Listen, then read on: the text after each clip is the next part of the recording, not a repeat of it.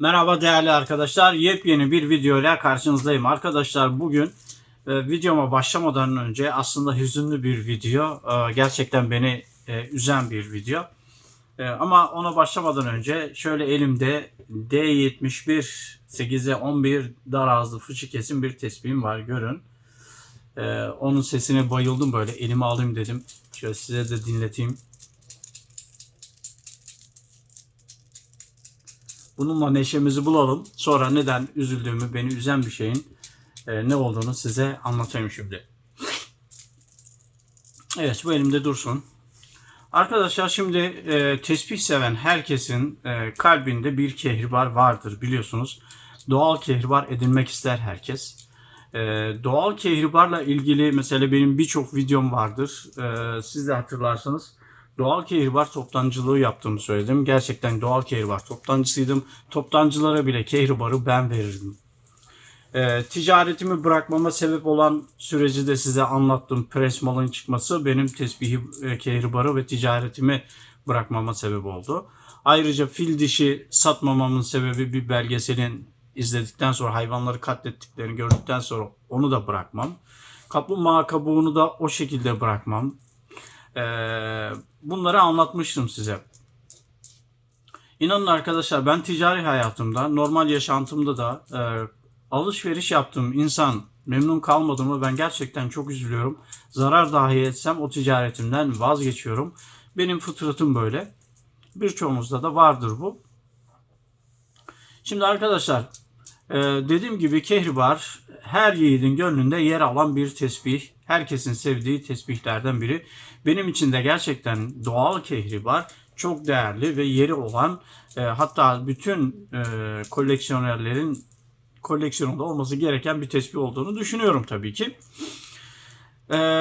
Preslerden dolayı, pres üretimlerden dolayı ben ticareti bıraktım. Buraya kadar herkes biliyor bunu. Şimdi yakın zamanda geçen yine bir vesileyle anlatmıştım.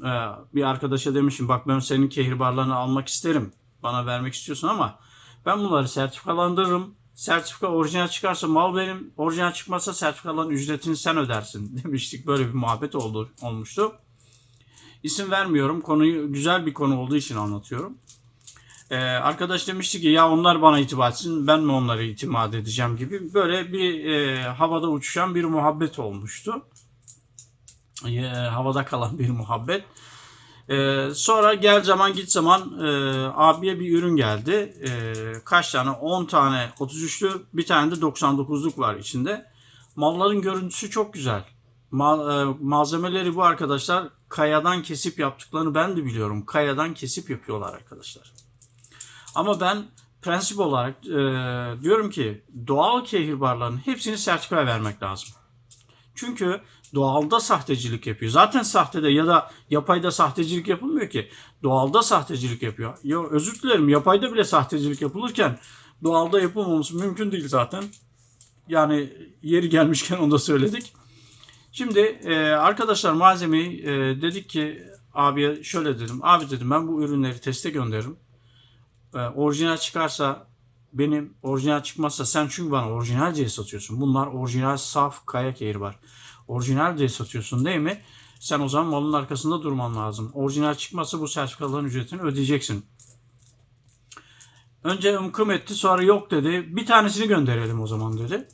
Bir tanesini gönderelim. Zaten hepsi aynı kayadan yapıldı. Eğer dedi bir tanesi orijinal çıkarsa zaten diğerlerini ister sertifika al ister alma, aynı kayadan yapılma çünkü muhabbeti oldu. Tamam dedim, ben göndereceğim, test ettireceğim. Eğer orijinal çıkarsa parasını ben ödeyeceğim. Sen ödeme. 25 dolar bu arada ücreti. Orijinal çıkmazsa ben 25 doları senden alırım dedim. Tamam dedi, öyle kabul etti. Ben 11 tesbihimi ve bir tane de 10 tesbih galiba, 11 mi? 11 tesbihle bir tane 99'luğumu aldım. Burada duruyorlar arkadaşlar. Hepsi avucumun içi. Küçük boylar çünkü. 7'ye 9 gibi bir şey. 7'ye 10 mu? Neyse arkadaşlar, gönderdim. Sertifikayı bıraktık. Ertesi gün teslim ederiz dediler. Ertesi gün biz sizi arayacağız dediler. Ertesi gün oldu. Biz sertifika beklerken bizi aradılar. Aynen şöyle dediler arkadaşlar. Dediler ki bu malzemeyi dedi biz size sertifika vermeyelim. Çünkü bizi de biliyorlar, tanıyorlar arkadaşlar. Kuyumcular odasından. Dediler ki biz size boşuna sertifika vermeyelim. Boşuna 25 dolarınızı almayalım dediler.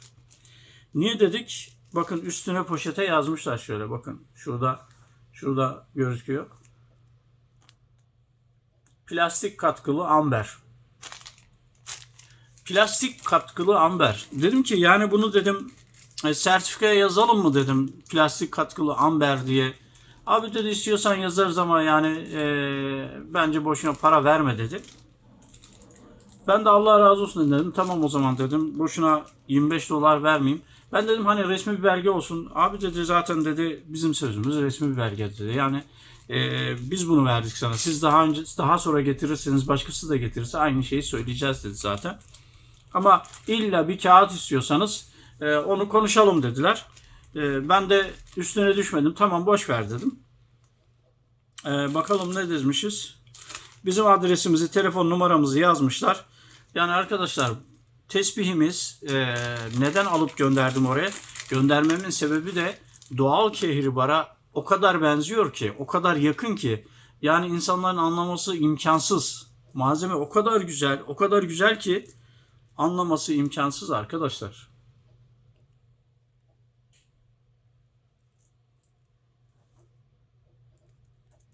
Ama malzeme arkadaşlar aynen öyle. Plastik katkılı amber demiş. Plastik katkılı kehribar. Yani şimdi bunu söylüyorum arkadaşlara. Yani bu malzemeleri bu videomu seyredince üzülecek arkadaş. Ya üzülsün ne yapayım doğruları söylemek lazım. Çünkü insanlar üzülse de doğruyu söylemek lazım. Ama dost acı söyler biliyorsunuz. Dost doğruları söyler. Malzememiz arkadaşlar plastik, siz doğal diye satıyorsunuz. İnsanlar bunu doğal diye alıyor. Her yerde doğal diye satıyorlar. Yani şimdi tesbihi incelediğimde şöyle başka bir tane inceleyeyim.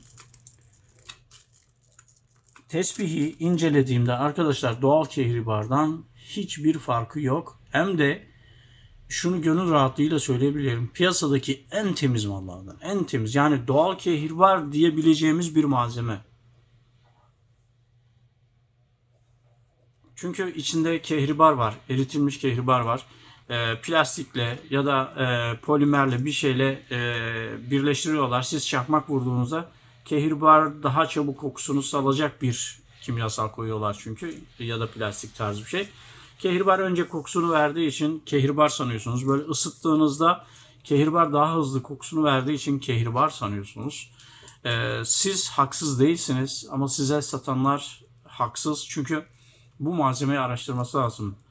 Mesela size şunu net söyleyeyim arkadaşlar. Şu anda ben İstanbul'un göbeğinde tesbih toptancısı, gümüş toptancısı, altın toptancısının piyasasının göbeğindeyim arkadaşlar. Herkes bilir beni yani. Arkadaşlar bu adamlar hiçbir malzemeden anlamıyorlar. Alıp satarken malzemeyi bilmiyorlar. Kehribar diye alıyorlar, kehribar diye satıyorlar. Yani yıllarca bunu yapıyorlar. Ve bir kere biri beni çağırdı, büyük bir toptancı. Ya gel şunlara bak dedi, pres mi? Gösteriyor, pres diyorum. Gösteriyor, pres. Ya sen de her şeye pres diyorsun. Abi hepsi pres. Ben ne yapayım yani? Yani hepsi presse ben ne yapayım? Şimdi ben mi kötülüyorum malı? Bana orijinal bir şey gösterdiğinde bu orijinal mi dedim? Ya arkadaşlar durum böyle. Durum böyleyken hala bazı arkadaşlar kehribar almak için çırpınıyor. Ya onları anlayabiliyorum kehribar sevdikleri için. Ama insanların tatlı sözleriyle, yuvarlak cümlelerle arkadaşlar almayın. Kuyumcular odasından paşalar gibi sertifikanızı isteyin. Sertifika numaranızla girin internetten. Hemen size sertifika geldi mi? Açın. Sertifika numarasını veren firmanın sitesine girin. Resmi olup olmamasına dikkat edin tabii ki. Girin. Buna en iyisi kuyumcular odasına gönderin. Sağa sola göndermeyin. Çünkü resmi devlet kuruluşudur orası. Gönderin kardeşim. Hemen gel size ulaştığı gibi girin internete. Tıkır tıkır tıkır sertifika kodunuzu girin. Sizin tespihinizle alakalı bütün detaylar takır takır dökülsün oraya. Gramajı vesairesi ürün hakkındaki yorumları, açıklamaları, her şey çıksın. Çünkü sertifika var arkadaşlar. Bazıları sertifika veriyor size. Sertifika almış ama sertifikanın ne yazıyor biliyor musunuz? Kehribar yazıyor. İnsanlar hemen oraya dikkat çekiyor. Kehribar yazıyor. Arkadaşlar konuya teste konu olan ürün kehribar. Kehribar diye getirmiş adam. Yani bu ne diye test edeceğiz? Kehribar mı değil mi? Kehribar. Konumuz ne? Kehribar. Onun altında küçük yazılarla açıklamalar oluyor. Laboratuvarın açıklaması. Isıl işlem görmüş, doğal kehribar ya da natural kehribar ya da ona benzer bir şey. Plastik, polyester, polimer ne diyorsa. O açıklamalar önemli olan. O kocaman yazan kehribar başlık önemli değil arkadaşlar. Buna dikkat edin. Çünkü ben görüyorum internette çocuk kolyeleri satıyorlar. Sertifikalı yazıyor. Sertifikaya yaklaştırıp bir bakıyorum ısıl işlem görmüş diyor. Yani pres arkadaşlar. Pres. Sertifika almış ama pres olduğunu söylemiş. Sertifikayı pres olarak vermiş ki bu ürünün senin teste verdiğin şu tespih diyor ki pres diyor. Yani bir de her ürüne aynı sertifika verilmez. Ürün bazında sertifika verilmesi lazım.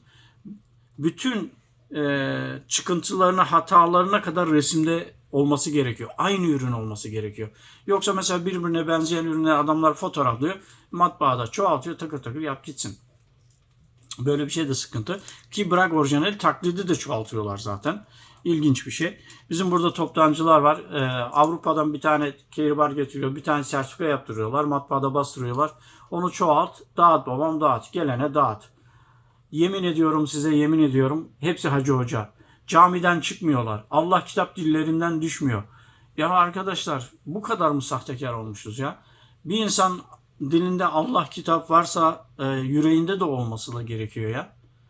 Ya siz ticaretinizi yaparken Allah'ı kitabı yapıyorsunuz, kullanıyorsunuz. Sakalınızı kullanıyorsunuz, cübbenizi kullanıyorsunuz. Piyasadaki durumunuzu kullanıyorsunuz. Her şeyi kullanıyorsunuz ya bir tesbih satmak için, bir bilmem ne yapmak için. Ya bu kehribarlar presek arkadaşlar pres diye satın ya. 2 gün millet tepki gösterecek. 3. gün diyecek ki ben pres kehribar almak istiyorum. Ya ne aldığını bilsin adam. Niye saf kehribar adam küçücük boy 20 bin 30 bine satıyor? Ki onlara da muhakkak sertifika isteyen arkadaşlar pahalı diye orijinal olacak diye bir şey yok. Şimdi insanlar ona dönmeye başlamışlar. Malzeme pahalıysa orijinal havası uyandırdığı için çoğu fiyat yükseltmeye başladı. Hiç para etmeyecek ürünlere acayip fiyat yükseltmeye başlamışlar. Ne olur dikkatli olun arkadaşlar. İnanın buraya kadar geldi. Ben bıktım bu piyasadan.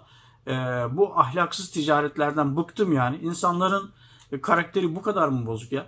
Siz çoluk çocuğunuza nasıl yediriyorsunuz haram rızkı ya? Ama şu var, adam onu haram görmüyor. Kendince haram görmüyor. Senin kanunların mı önemli, ilahi kanunlar mı önemli? Yani ona bakarsan herkes kendine bir kanun koysun ve herkes kendi koyduğu kanuna inansın. Herkes bunun peşinde gitsin. Benim için doğru olan benim için helaldir mi desin. Yok öyle bir şey arkadaşlar. O yüzden gerçekten ömrünüzde, ticaretinizde, hayatınızda huzur ve bereket istiyorsanız Allah'ın kanunlarına uymanızı tavsiye ederim. Çünkü bu herkes uyguladığı zaman her yerde mutluluk oluyor. Her yerde mutluluk oluyor gerçekten. Siz karşınızdakini aldatmazsınız. Doğruyu söylersiniz. Karşınızdaki de bunun karşılığında mutlu olur ve huzurlu olur. Senin yanına gelip giderken de huzurlu gelir gider. Yani şimdi bu kehribarın durumu beni o kadar incitti ki yani inanın böyle veryansın etmek istiyorum. Önüme gelene, ağzıma geleni söylemek istiyorum. Fakat bu benim terbiyem buna müsaade etmiyor. Böyle bir şey de yapmayacağım ama ne olur arkadaşlar en azından siz ne alıyorsanız sertifikasını isteyin. Yani doğal kehribardan bahsediyorum. Doğal ürünler. Doğal kehribar istiyorsanız çünkü suistimale açık bir ürün. Doğal kehribar istiyorsanız lütfen sertifika isteyin arkadaşlar. Lütfen sertifika isteyin. Üşenmeyin. Ya 25 dolar ya. 25 dolar. 25 dolarcık şey için sertifika istememezlik etmeyin. Bundan vazgeçmeyin.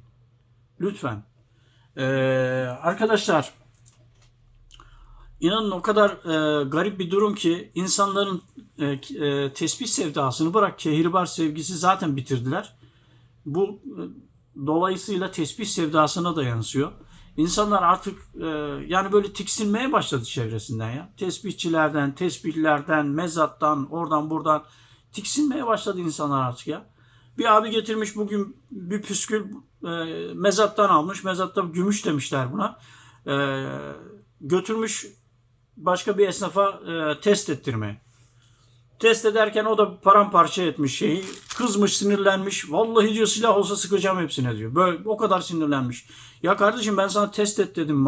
Sen püskülüm niye paramparça ediyorsun? Açtı böyle kutuda.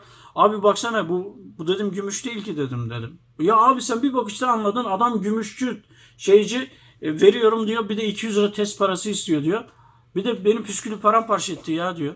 Böyle bir şey olabilir mi ya diyor. Ya arkadaşlar esnaflık nereye gitmiş? Ne hale gelmiş ya? Ne hale gelmiş? Adam diyor ki ben çantacıyım kardeşim diyor. Sen bana çantayı bir göster ben sana her şeyini söyleyeyim diyor ya. Derisinden tut, dikişinden tut, markasından her şeyi söyleyeyim diyor. Bu benim işim. Senin işinde gümüş. Sen anlamıyor musun gümüşten ya? Ya biz gümüşle hemhal olduğumuz için zaten gördüğümüz gibi pres mi, orijinal mi, alpaka mı bilmem ne mi anlıyoruz arkadaşlar. Kaplama mı? Bunların hemen hemen hepsini bir görüşte anlıyoruz. Canlı görmemiz önemli tabii ki. Ama adam teste sokacakken paramparça etmiş. Hakikaten gördüm püskülü paramparça etmiş. Ya arkadaş bir yerini test edersin sen ürünü niye parçalıyorsun? Çok değişik insanlar var. Abi de çok kızmıştı, haklıydı. Bir de bunun üstüne gelince Kehriban üstüne yani benim de stresim çoğaldı böyle. Akşamı zor bekledim bu videoyu çekmek için. Gerçekten akşamı zor bekledim. E, Hatta kendimi sakinleştirmek için böyle bir iki tane imame yaptım. Dedim ki biraz kafayı dağıtayım, biraz yumuşayayım dedim. Bir iki tane imameyle uğraştım. Onları uçlar modifiye ettim, düzelttim falan. Öyle biraz sakinleştim arkadaşlar. Yani bu piyasaya ne diyeceğim ben bilmiyorum. Zaten biliyorsunuz bana çok saldırıyorlar. Ben kimseyi muhatap almıyorum. Muhatap almamamın sebebi de ben ürünlerimi anlatıyorum. Herkes ürününü anlatsın, o da ürününü anlatsın. Kehribar'ın orijinal olduğunu iddia eden varsa arkadaşlar iddiasında ispatlasın. O zaman insanlara sertifikasını göndersin kardeşim. Hiç muhabbete gerek yok. Şu şöyle demiş, bu böyle demiş, şu iftira atıyor, bu bize iftira atıyor demesinler. Ben kimseye iftira atmıyorum. Kimseye de arkadaşlar hedef de almıyorum. Bakın şu piyasada benim bıraktığım kehribar işini, sıkma kehribar işini benim bıraktığım işten ekmek yiyen neredeyse 8-9 tane dükkan var. Ben böyle bir ticaretimi bıraktım arkadaşlar ya.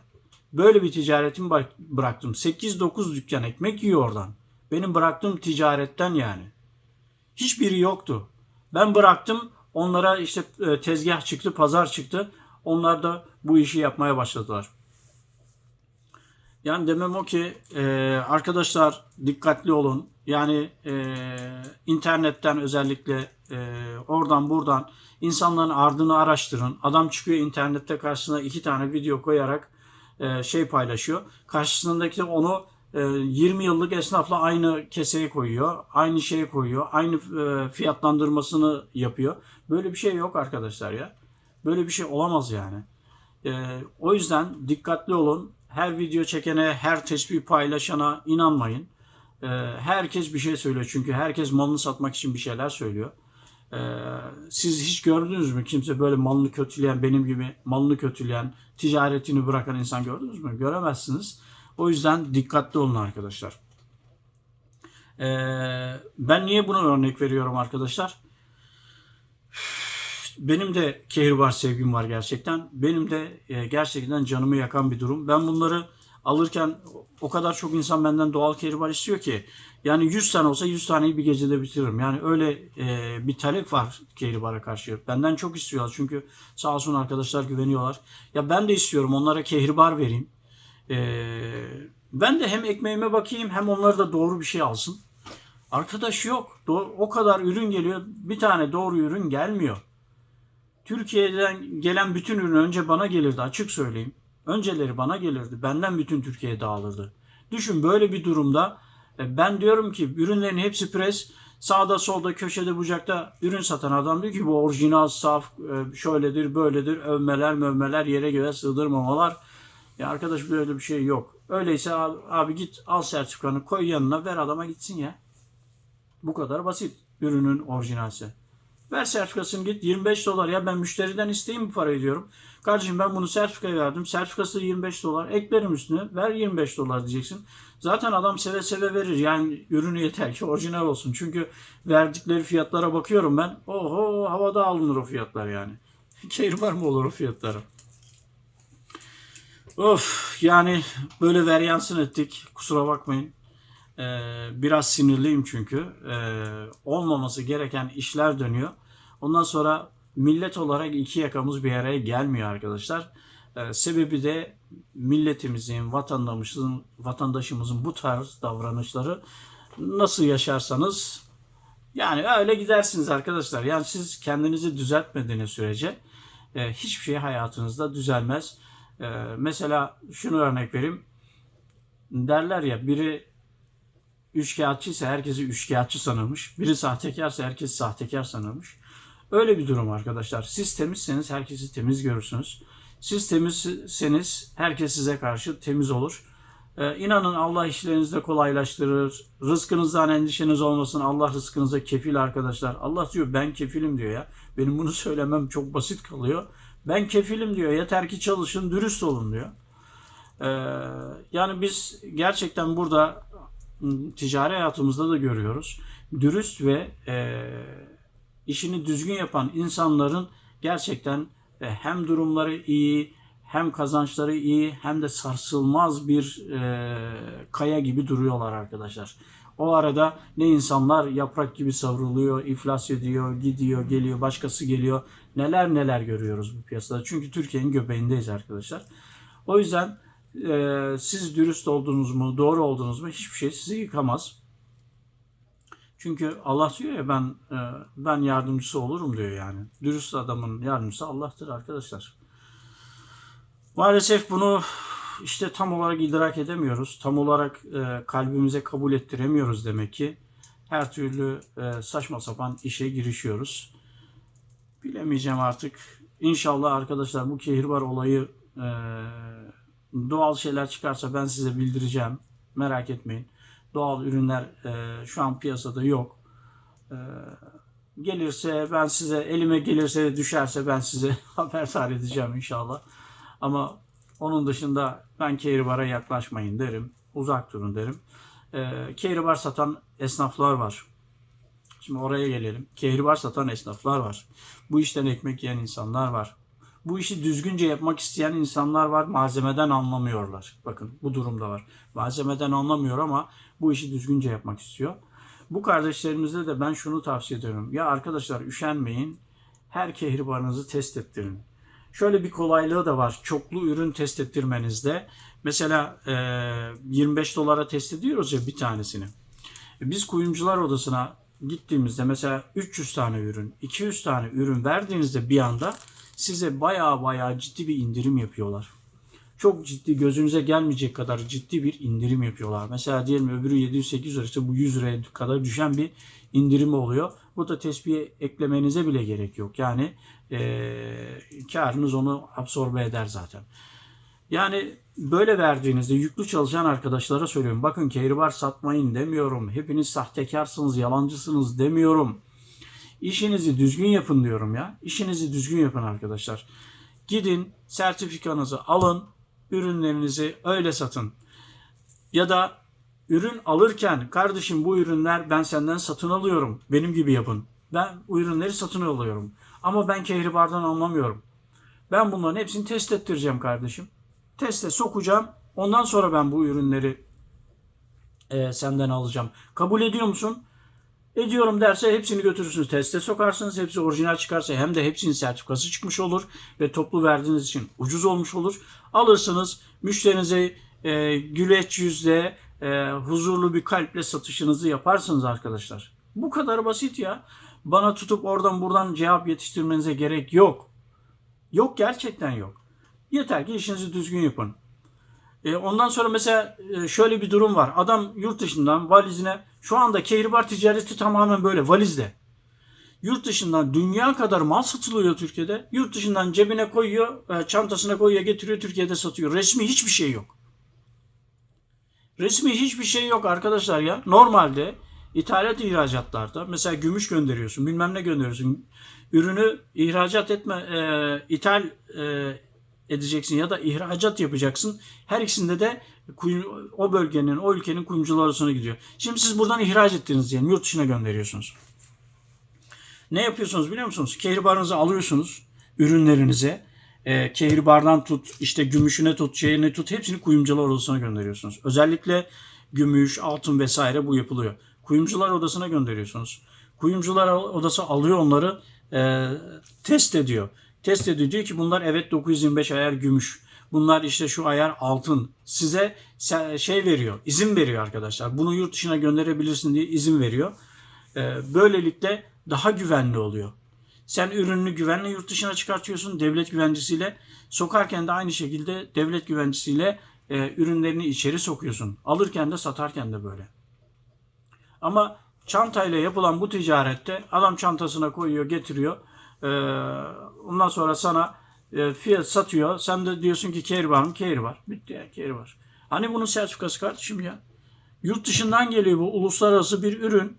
Yurt dışından geliyorsa bunun sertifikası nerede? Neden yok?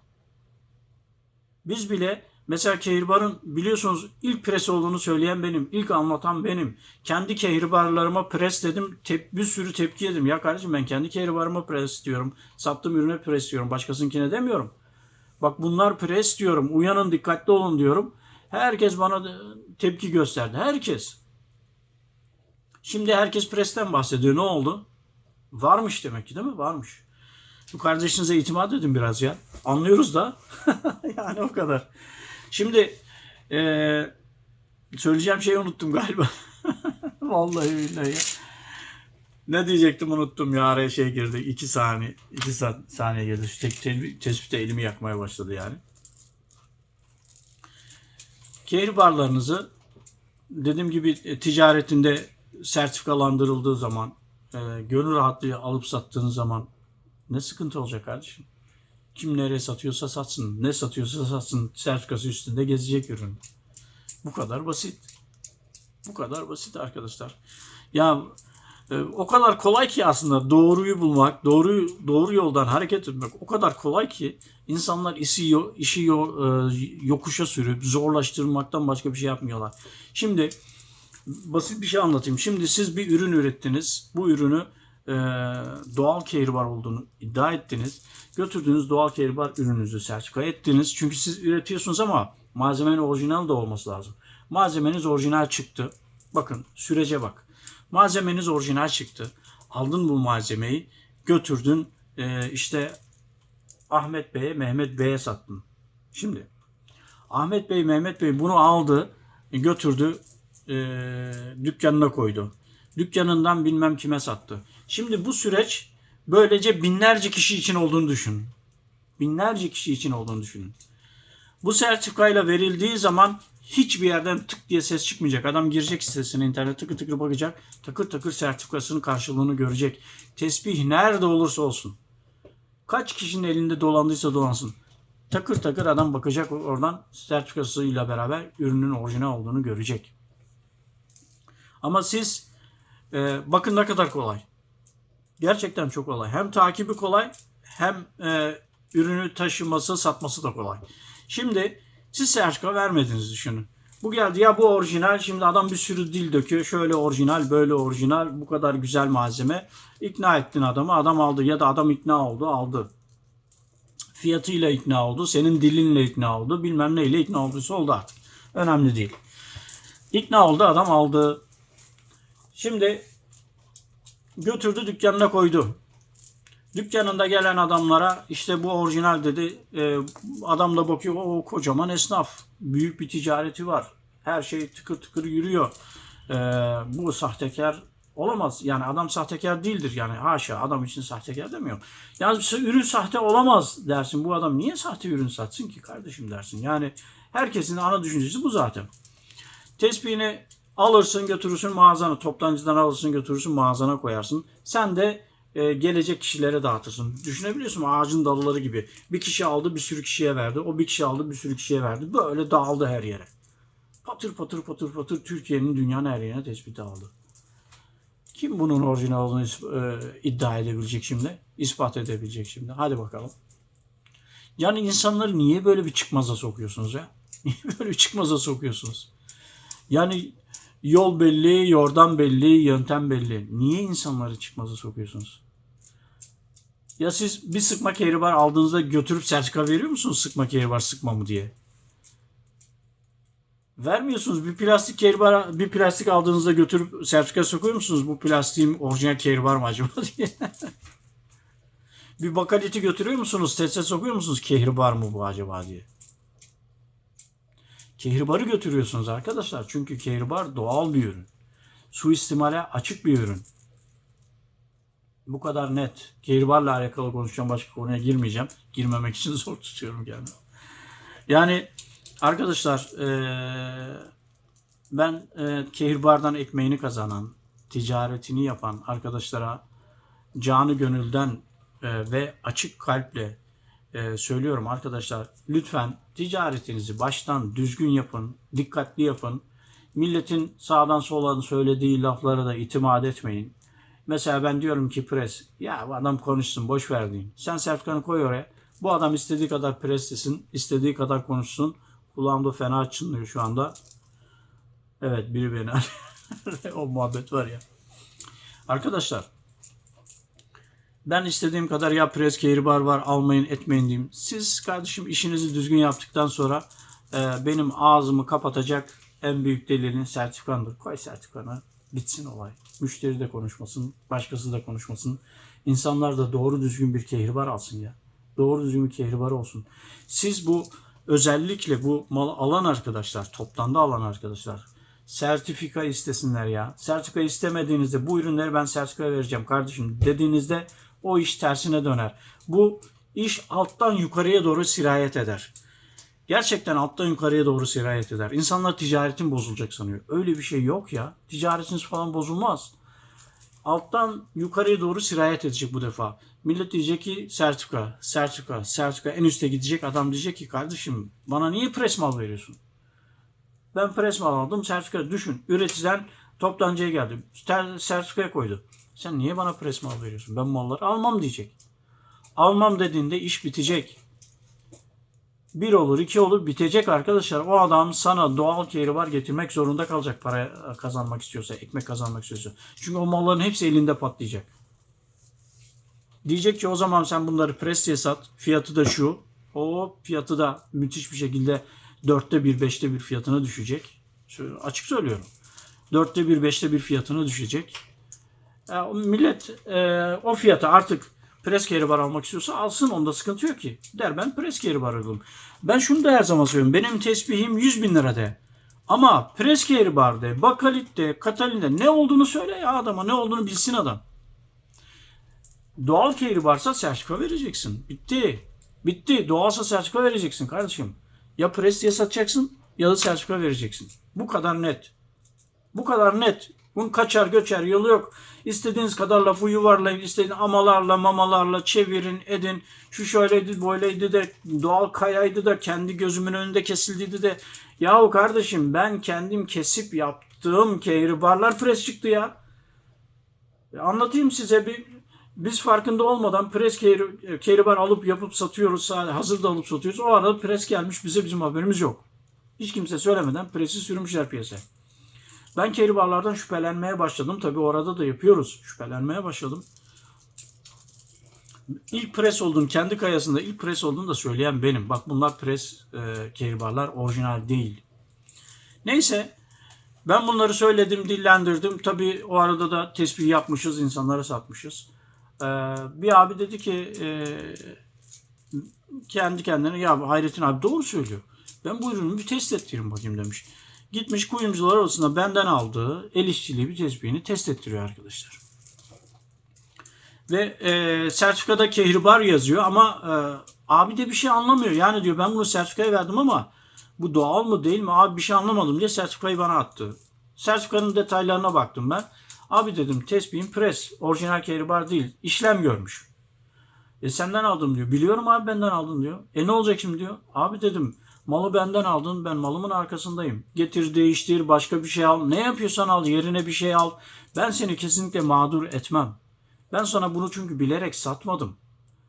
Birileri deseydi ki pres kehribar var dikkatli olun. İnanın en önce ben teyakkuza geçerdim. Ben araştırırdım. Kimse söylemedi bunu ama ben söylüyorum.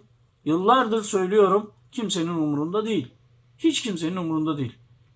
Değil arkadaşlar ben anlamıyorum ya. Onların umurunda değilse siz de kehribar almayın kardeşim. Sizin de umurunuzda olmasın bazı şeyler. Siz de almayın abi. Almayın. Bunlar da kehribar hadi satsınlar bakalım kime satacaklar. Almayın ya. Ya kardeşim bana sertifika getir ya da ürün almıyorum de. Bitti. Bu kadar net ya. Of kızdım hakkınızı helal edin. Vallahi billahi ya. Nedir ya bu kehribar muhabbeti? Kehribardır kehribar. Garip garip muhabbetler dönüyor. İnsanlar karşısındakini lafla ikna etmeye çalış. Anlat babam anlat. Anlat babam anlat. Yok öyle bir şey ya. Tuhaf. Ama şimdi bir elinizde olmayan bir imkan olsa derim ki elinizde imkan yok. Bir şey yapamıyorsunuz. Ama elimizde imkan var arkadaşlar ya. İmkanımız var. Test ettirebiliyoruz. Kurumlarımız var. Her şeyimiz var. Test yapabiliyoruz. Bu kadar basit. Kolayca yapılım olsun bitsin ya. Kehribar satıcılarına bir daha sesleniyorum. Arkadaşlar inanın hiç kimseye fıtratım da öyle. Kimseye nefretim yok. Kimseye kinim yok. Bana kötü konuşsalar bile, bana saldıranlar olsa bile inanın hiç kimseye kötü niyetim yok ve hepsine de hakkımı helal ediyorum. Yani hiç zerre kadar şey yok. Bir üzülmem bir şeyim yok. Çünkü gerçekten beni tanısalar, beni bilseler gerçekten öyle söylemeyecekler arkadaşlar. Beni tanımıyorlar, beni bilmiyorlar. O yüzden öyle konuşuyorlar. Çünkü benim gerçekten zararıma bile olsa doğruyu her zaman söylerim. Bunu herkes biliyor. Onlar da öğrenmiş olurdu eğer beni iyi tanısalardı. Beni tanımadıkları için iftira attığımı düşünüyor olabilirler. Kardeşim siz de iftiraya uğramak istemiyorsanız gidin sertifikanızı alın. Olayın çok basit ve kolay bir yöntemi var. İnanın zor değil. Sertifikanızı alın kardeşim ya. Presse pres diye sat. Adam alır niye almasın ya? Pres olduğunu söyle. Çünkü fiyatından adam anlar zaten. Ya kardeşim pres benim ürünüm. Fiyatı 1500 lira. Bu da orijinal kardeşim 15.000 lira. Ya bu kadar sen söyle adam karar versin yani. Bitti olay. Ama 1500 liralık ürünü tutup 10.000 liraya satmaya çalışıp aradan çok güzel bir kar çıkartayım dersen o işte artık yani vicdanları yaralayan bir durum. Öyle. Öyle arkadaşlar. Şimdi dönüp geriye bakıyorum ben. Geçen benim çocukla konuşuyor. Geriye dönüp bakıyorum arkadaşlar. Geçmişim sanki dün gibi yani. Bütün geçmişim sanki dün gibi ya. Bir günlük anı gibi. İnanın hiçbir anlamı yok. Hiçbir şey yok. Hiçbir şey yok. Geleceğe bakıyorsun hiç gelmemiş, hiç yaşanmamış sanki hiç gelmeyecek gibi. Ama bir bakıyorsun ne anın sana kalıyor, ne günün sana kalıyor. Bir bakmışsın yaş gelmiş, dayanmış 50'lere. Bakıyorsun bir gözün kabre bakıyor. Yani arkadaşlar inanın hiçbir şey size kalmıyor. Hiçbir şey. Yani kapıya Mercedesler dizseniz, villalar dizseniz hiçbiri size kalmıyor. Hepsini bırakıp gidiyorsunuz bir de onların hesabını veriyorsunuz. Dikkatli olun. En büyük hesap da arkadaşlar şeydir. Yani insanların hakkının içinde olduğu hesaptır. Hepsine tek tek hesap vermek zorundasınız. Ya öyle bir durum da var benim. Yoksa bir kişiden gidersiniz hakkınızı helalliğini istersiniz ya da o size hakkını helal eder. Öyle bir şey. Yani hakkına girdiğinizden haberi bile olmayan binlerce insan yarın öbür gün çağrıldığında buyur senin bundan alacağın var derse ve sevaba ihtiyacı varsa yandınız. Yandınız arkadaşlar. Bu bizim için de geçerli. İnşallah Allah bizi de sizi de o duruma düşürmesin. Ne olur arkadaşlar ticaretinizde dikkatli olun. İnanın ben tekrar söylüyorum. Esnaf bir sürü arkadaşlar var. Tesbih kehribar satan bir sürü arkadaşlar var. Doğru yapmadıklarında doğru yapmıyorsunuz diyorum bana kızıyorlar. Ne olur kızmayın arkadaşlar. Eğer doğru değilse yaptığınız doğruya araştırın. Ben yanlışsam gelin benimle gösterin bana yanlışımı gösterin. Ben de ikna olayım. Evet, bana yanlış konuştum. Özür dilerim diyeyim. Açayım buradan videoda canı gönülden Türkiye'nin en çok izlenen kanalı olarak, tesbih kanalı olarak arkadaşlar. Herkese söyleyeyim ya. Diyeyim ki ben hata yaptım, ben yanıldım, özür dilerim diyeyim. Ben bunu yapabilirim arkadaşlar. Siz öbürünü yapabiliyor musunuz?